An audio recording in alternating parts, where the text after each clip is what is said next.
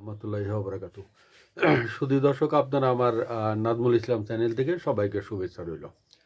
সুধী দর্শক, এখন বাংলাদেশে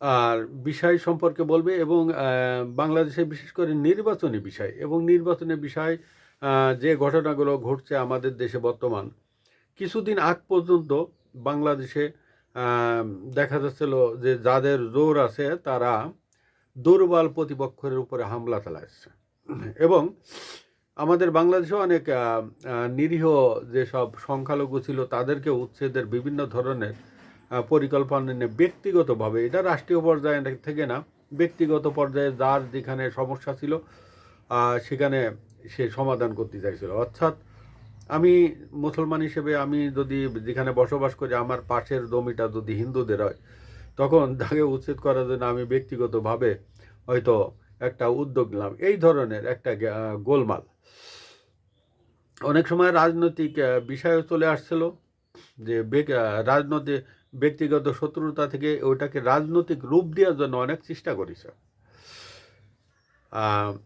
এই যে 24-এর 5ই আগস্টের পরে বাংলাদেশে কিন্তু অনেক জায়গা সংখ্যালঘুদের উপরে একটা হামলা চালানো হয়েছে।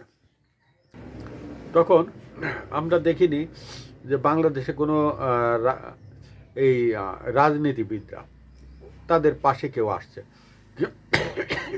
সরি, এখন যখন নির্বাচনী তফসিল ঘোষণা করা হয়েছে তারপরে থেকে পরিবেশ সম্পূর্ণ পাল্টাই গেছে। আমরা যখন সাপ হয়ে সবল দিছি আর এখন তাদের গায়ে চুমা দিচ্ছি, কারণ একটা ভোটের জন্য আমরা কিন্তু ভুল পাল্টাচ্ছি। একটা ভোটের জন্য আমরা ভুল পাল্টায় পুরাপুরি এখন ইমানদার হয়ে গেছি। আমরা সেখানে গিয়ে মন্দিরে গিয়ে গীতা পাঠ করছি এবং হিন্দুদের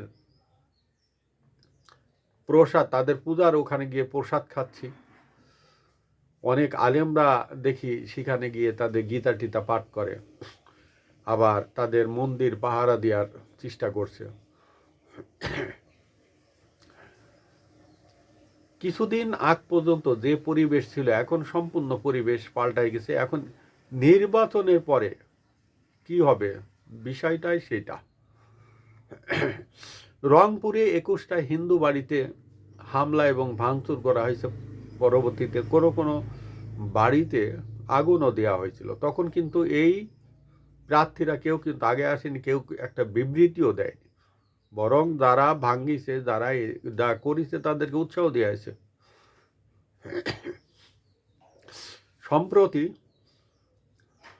জগন্নাথ ইউনিভার্সিটিতে সেখানে মন্দিরের জন্য যেসব হিন্দু স্টুডেন্টরা ছিল তারা বিশ্ববিদ্যালয় কর্তৃপক্ষকে বলেছিল আমাদের এখানে অনেক হিন্দু স্টুডেন্ট আছে, যার কারণে আমাদের এখানে একটা মন্দির প্রয়োজন। কিন্তু তারা বিশ্ববিদ্যালয় কর্তৃপক্ষ মন্দিরের জায়গা নাই বিধায়, অর্থাৎ নিষেধ করেছে যে মন্দিরের জন্য আলাদা কোনো জায়গা নেই। তখন তারা দেখাই দিচ্ছে একটা ফাঁকা জায়গা, এখানে মন্দির করা যেতে পারে। পরবর্তীতে বিশ্ববিদ্যালয় কর্তৃপক্ষ সেই জায়গা শিবির এবং অন্যান্য পোলাপানের সাথে যোগাযোগ করে তারা সেখানে শৌচাগার বানাবে বলে সিদ্ধান্ত নেয়। কিন্তু তখন সংখ্যালঘু স্টুডেন্টরা সেখানে একদিন মন্দির বানানো শুরু করে। তারপরে তারা একবার রাত্রিও যাপন করছে এবং তারা শিবিরকে ফোন দিছে, আমরা এখানে মন্দির বানাচ্ছি, আপনারা কি বলেন। কিন্তু শিবিরের পক্ষ থেকে কোনো রেসপন্স আসেনি। শিবিরের পক্ষ থেকে রেসপন্স না আসার কারণে তারা এটা নিজেরাই বানাতে থাকে এবং তারা সম্ভবত এই জগন্নাথ ইউনিভার্সিটিতে 2টা রাত তারা যাপন করেছে এবং সমস্ত হিন্দু স্টুডেন্টরা। এই আছে বর্তমান অবস্থা। কিন্তু হয়তো বা কোনো ইসলামী দল বা কেউ হয়তো বাধা দেয়নি, কারণ সামনে তো নির্বাচন, যার কারণে কেউ কিছু বলেনি। নির্বাচনের পর কি হয় সেটা আল্লাহ জানে।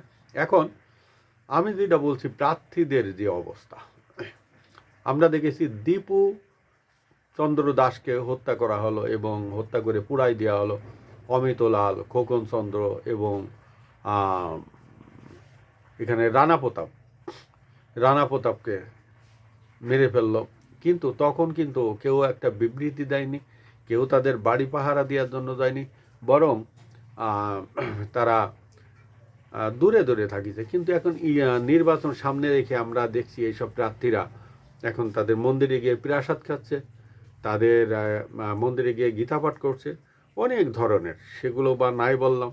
এখন ওই যে সাপের গালে যেমন চুমু দিলে যে অবস্থা হয়, সে অবস্থা হচ্ছে। এখন ভবিষ্যতে বলতে পারে যে কি অবস্থা হয় ভবিষ্যতে। এখন এইরকম অবস্থা থাকলে সবাই মিলেমিশে থাকাটাই মুখ্য বিষয়। এখন আমরা অনেক আগের থেকে সব শ্রেণী সব সম্প্রদায় আমরা মিলেমিশে থাকার চেষ্টা করেছি। আশা করি আগামীতে সেটাই হবে। আসসালামু আলাইকুম ওয়া রাহমাতুল্লাহি ওয়া বারাকাতুহু।